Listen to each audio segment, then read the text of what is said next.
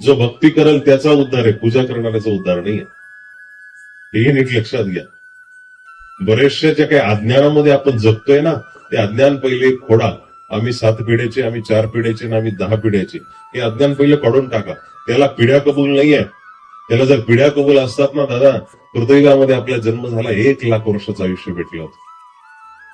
मानवशास्त्र जर वाचलं तुम्हाला लक्षात येईल, 1,00,000 वर्ष माणूस जगला हो. साधं नाहीये. असा टाळी लावून बसायचा, असा तप करायला बसायचा, बसला तर वर्ष त्याचे डोळे उघडत नव्हते. अशी तप केली. आत्मोपस्तीचा धर्म आहे, ब्रह्मविद्या कधी वाचली? सुरुवातीच्या काळामध्ये त्यांनी 1,00,000 वर्षापर्यंत आयुष्य जगलं. ते युग खूप मोठं होतं. 35 लाखाचं युग होतं. 35 लाख ते युगाचं आयुष्य होतं. त्याच्यामध्ये याला 1,00,000 वर्ष आयुष्य भेटलं होतं.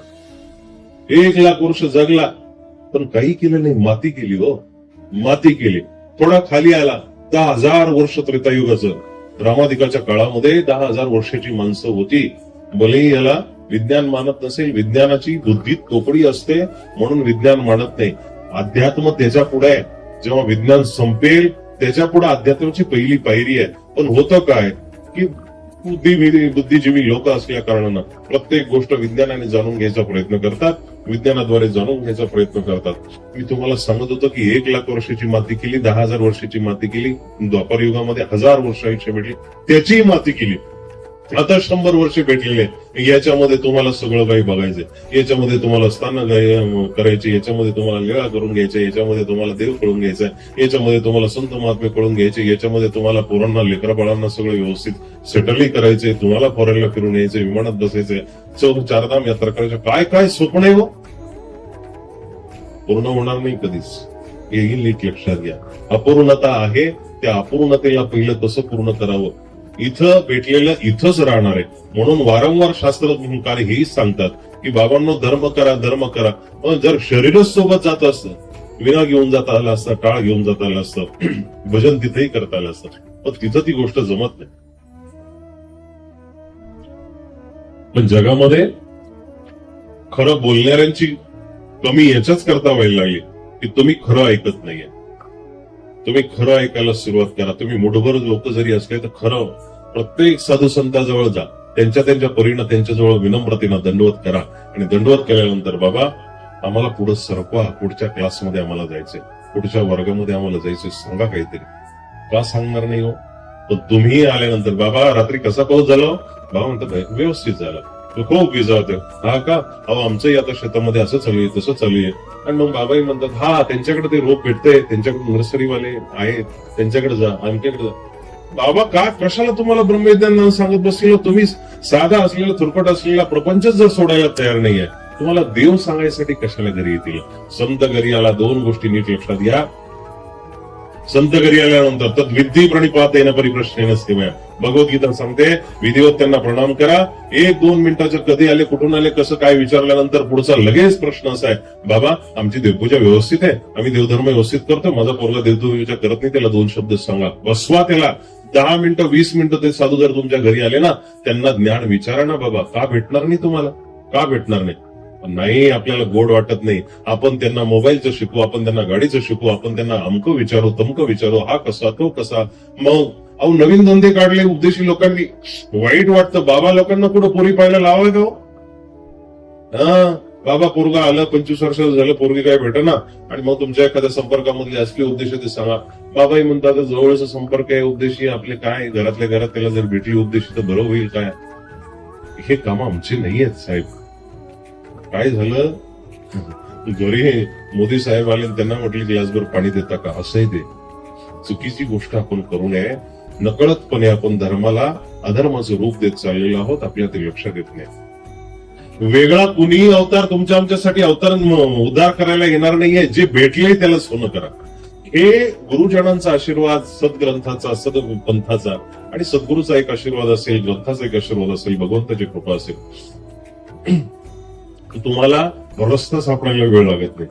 आणि यातूनच मलाही असं वाटलं की पोरांना आपण किती दिवस सुधरत बसणार आहोत? लेकरांनाच आपण म्हणतो बाल संस्कार शिबिर झालं पाहिजे. नवले पाटील त्या दिवशी तिथं बोलल्याप्रमाणे बाल संस्कार शिबिर कुठपर्यंत, किती दिवस? अहो पोरं बिघडलेली नाहीयेच, ही बिघडवली आपण. मोबाईल हातामध्ये देऊन दे मम्मीकडे फोन तुझ्या. यांना आपण बिघडवलं, आपलं मातृत्व कुठंतरी कच्चं पडलं, आपलं पितृत्व पालकत्व कुठंतरी कच्चं पडलं आणि आपण बिघडलं. आपल्या बापाने जर आपल्याला हातामध्ये जर मोबाईल दिला असता, तुम्ही शिक्षक झाले नसते, मी बाबा झालो नसतो, मीही एवढ्या पद्धतीनं मी डबल शिक्षक झालो असतो.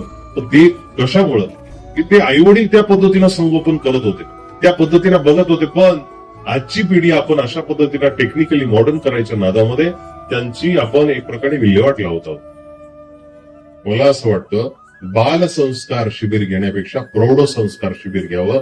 एका तरी बापाची तंबाखू सुटावी, एखाद्याचं सिगरेट सुटावं, एखाद्याची बाटली सुटावी, एखाद्याचा दुसरा नाद सुटावा, एखाद्याचं फालतू शिव्या देणं सुटावं, एखाद्याचे चौकामध्ये बसणं सुटावं, एखाद्याचं राजकारण करणं सुटावं, एखाद्याचं बांध करणं सुटावं, काहीतरी सुटावं. याच्यासाठी संस्कार शिबिर मोठ्यांचं घ्या, लहान्यांचं नकोय. कारण आंब्याच्या कोईपासून आंबाच तयार होतो, तिथं बाबळ तयार होत नाही, तिथं लिंब तयार होत नाही. तुम्ही जर सुधारलेले असाल आयांनो, तुम्ही जर चांगले असाल ना, भविष्यामध्ये तुमची येणारी सून किंवा भविष्यामध्ये तुमची मुलगी 1000 वेळा विचार करेल, 1000 वेळा विचार करेल. जसं कसायाच्या पोराच्या हातामध्ये चाकू द्या आणि ब्राह्मणाच्या पोरामध्ये, साधूच्या पोरामध्ये, आश्रमाच्या पोराच्या हातामध्ये चाकू द्या. त्याच्याही गळ्यावरती चाकू धरा आणि त्याला सांगा की समोरच्या गोष्टीला कापायचे, तुला तोडायचे. कसायाचं पोरग न विचार करता एका क्षणामध्ये कापेल, एका क्षणामध्ये. आणि ब्राह्मणाचं असेल किंवा एखाद्या चांगल्या संस्कारित घरचं असेल किंवा आश्रमातलं असेल, ते 1000 वेळा विचार करेल, रडल, गागल, 1000 वेळा विचार करेल आणि मजबुरीनं त्याच्या गळ्यावरती चाकू येईल म्हणून त्या समोरच्या वस्तूवरती चाकू चालवेल. पण चाकू चालवल्यानंतर कसायाचं पोरग आनंदी होईल, हर्षित होईल, खुश होईल किंवा त्याला काही खेद वाटणार नाही. पण ब्राह्मणाचं म्हणा, गृहस्थाचं म्हणा, संस्कारी उपदेशी व्यक्तीचं म्हणा किंवा आश्रमातलं पोरग दुःखी होईल, व्याकुळ होईल, कारण त्याला ही गोष्ट शिकवलेली नाहीये. हा फरक आहे. उद्या तुमचं लेकरू जेव्हा चुकीची गोष्ट करायला जाईल, अहो देशाच्या सीमेवरती गेलेले आमचे नौजवान सांगतात आम्हाला येऊ, माझे काही क्लासमेट सुद्धा आहेत आणि त्यांना अशा गोष्टी विचारल्या. एक जण, आज मला वाटतं खेदाची गोष्ट आहे, मॅडम तुमच्याच उत्तर नात्यातला होता, ब्राह्मणवाड्याचा पोरगा, गायकर परगाव गेला बघा देशाच्या सीमेवरती. असे हुतात्मे होत चाललेत. मध्यंतरी युद्धाची जेव्हा आवई उठली तेव्हा सगळे लोक जे मोबाईल चालवणारे, टीव्ही पाहणारे म्हटले पाहिजे एकदा पाकिस्तानला धमका द्यायलाच पाहिजे. पण त्या घरांमधून, काही विशिष्ट घरांमधून नको असलेला सूर निघत होता. ते घर होतं जवानांच्या आई वडिलांचं. जवानाचे आई वडील म्हणत होते बाबांना युद्ध नको व्हायला पाहिजे. का?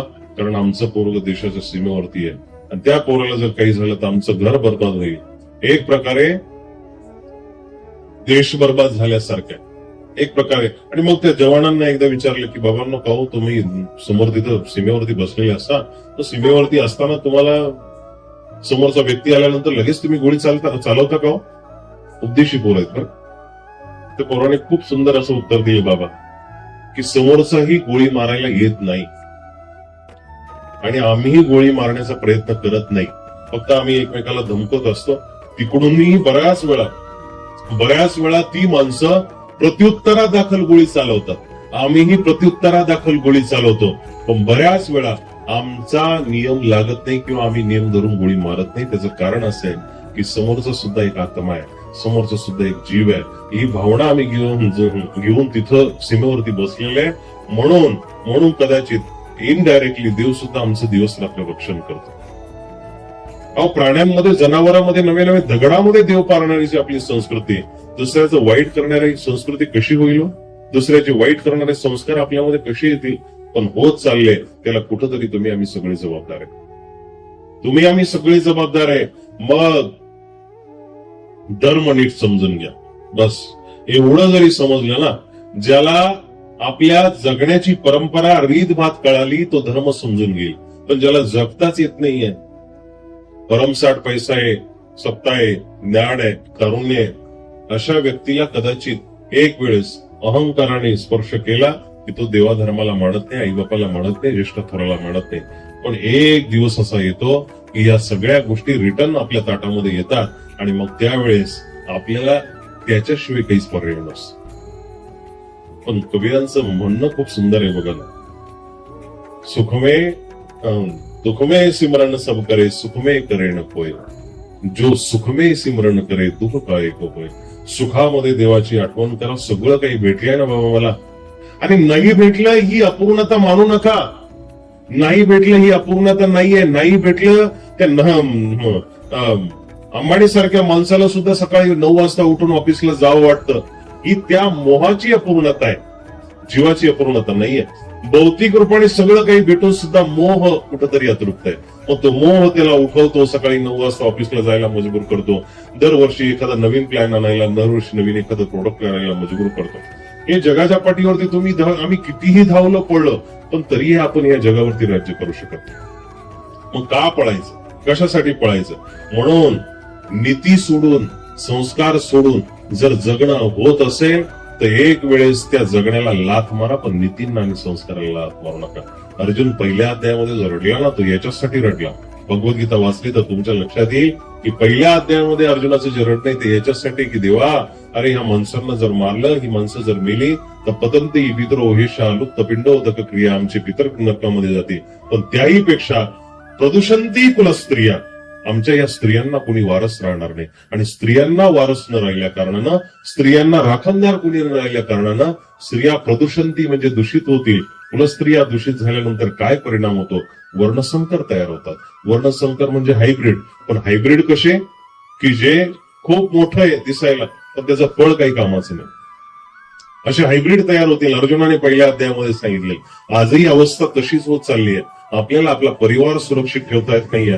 तर धर्मभावनेना उपदेशी लोकांची बोंब आहे घरामध्ये की बाबा पोरगा ऐकत नाही. विचारलं की पोरगाने उपदेश घेतला, सुनेने घेतला नाही. बाबा आम्ही करतोय, आमच्या पुरतंय, बाकी त्यांच्या पद्धतीनं. अरे सातबारे नावावरती तरी कसं करून द्यायला आपल्याला योग्य वाटतं?